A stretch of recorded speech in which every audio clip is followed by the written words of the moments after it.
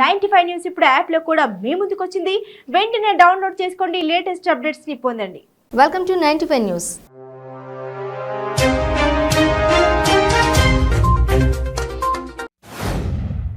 పేద ప్రజల సంక్షేమం తెలంగాణ ప్రభుత్వ ధ్యేయమని మంత్రి తలసాని శ్రీనివాస్ యాదవ్ అన్నారు. ఆయన సికింద్రాబాద్ ఆర్డీఓ కార్యాలయంలో నూతన పెన్షన్ల మంజూరు పత్రాలను అందజేశారు. తింగరోడైన పప్పుగాడు కూడా ఏపీ సీఎం జగన్మోహన్ రెడ్డిని విమర్శిస్తున్నారని ఏపీ పర్యాటక శాఖ మంత్రి ఆర్కే రోజా అన్నారు. ఉదయం నగరి నియోజకవర్గం ప్రజలతో పాటుగా స్వామివారి సేవలో పాల్గొని మొక్కులు చెల్లించుకున్నారు. కాంగ్రెస్ సీనియర్ నేత మర్రి శశిధర్ రెడ్డిని ఆ పార్టీ నేత అద్దంకి దయాకర్ విమర్శించారు. మర్రి శశిధర్ రెడ్డి పీసీసీపై ఠాగూర్పై మాట్లాడేటప్పుడు ఆలోచించి మాట్లాడాలి. పార్టీ గౌరవం తగ్గేలా మాట్లాడడం కరెక్ట్ కాదు.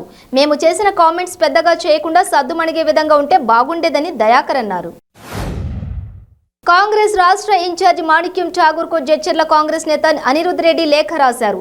జడ్చర్లలో ఎర్రశేఖర్ వ్యవహారంపై లేఖలో పేర్కొన్నారు. ఎర్రశేఖర్ తీరుపై అనిరుద్ అసంతృప్తి వ్యక్తం చేశారు. నెల్లూరు జిల్లా బుచ్చిరెడ్డిపాలెం మండలం మినగల్లు గ్రామం వద్ద స్కూల్ బస్సు బోల్తా పడింది. ఘటనలో పలువురు విద్యార్థులకు గాయాలయ్యాయి. సల్మాన్పురంతో పాటు మినగల్లు గ్రామం నుండి విద్యార్థులను ఎక్కించుకుని బుచ్చిరెడ్డిపాలెంలోని స్కూల్కి వెళుతుండగా ఎదురుగా వస్తున్న వాహనాన్ని తప్పించే క్రమంలో బస్సు ఒక్కసారిగా అదుపు తప్పి పక్కనే ఉన్న పంట పొలాల్లోకి పల్టీ కొట్టింది.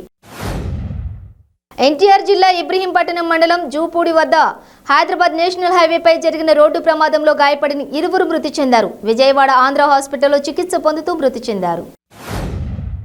విశాఖపట్నంలోని ఆటోనగర్లో ఓ టిఫిన్ సెంటర్ వద్ద ఉదయం పేలుడు చోటు చేసుకుంది.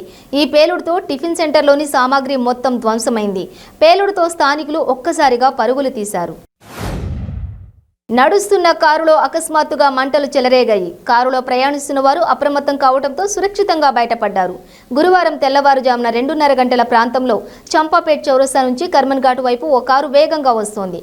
అకస్మాత్తుగా కారులో మంటలు చెలరేగడంతో కారులో ప్రయాణిస్తున్న దంపతులు లలిత, శ్రీనివాస్ ఇద్దరూ కిందికి దిగడంతో పెను ప్రమాదం తప్పింది. అల్లూరి సీతారామరాజు జిల్లా కూనవరం మండలం కరకగూడెంలో విషాదం నెలకొంది. కొండాయిగూడెం కరకగూడెం మధ్యలో వరద ప్రవాహాన్ని దాటుతూ నీటిలో వృద్ధుడు కొట్టుకుపోయాడు. మెగాస్టార్ చిరంజీవి జన్మదిన వారోత్సవాల సందర్భంగా పశ్చిమ గోదావరి జిల్లా నరసాపురంలో చిరంజీవి యువత అధ్యక్షుడి దివి సత్యన్ ఆధ్వర్యంలో పట్టణంలోని యోగా ఆంజనేయ స్వామి ఆలయంలో మెగాస్టార్ చిరంజీవి ఆయురారోగ్యాలతో ఉండాలని కోరుతూ ప్రత్యేక పూజలు చేశారు. గత స్మృతులకు దర్పణంగా నిలిచేది ఛాయాచిత్రం మాత్రమేనని రాష్ట్ర పరిశ్రమల శాఖ మంత్రి గుడివాడ అమర్నాథ్ అన్నారు. ప్రపంచ ఫోటోగ్రఫీ దినోత్సవం సందర్భంగా విశాఖలో వాల్తేర్ ఫోటోగ్రఫీ సొసైటీ స్థానిక వేమన మందిరంలో ఏర్పాటు చేసిన మెగా ఫోటో ఎగ్జిబిషన్ను మంత్రి అమర్నాథ్ ప్రారంభించారు.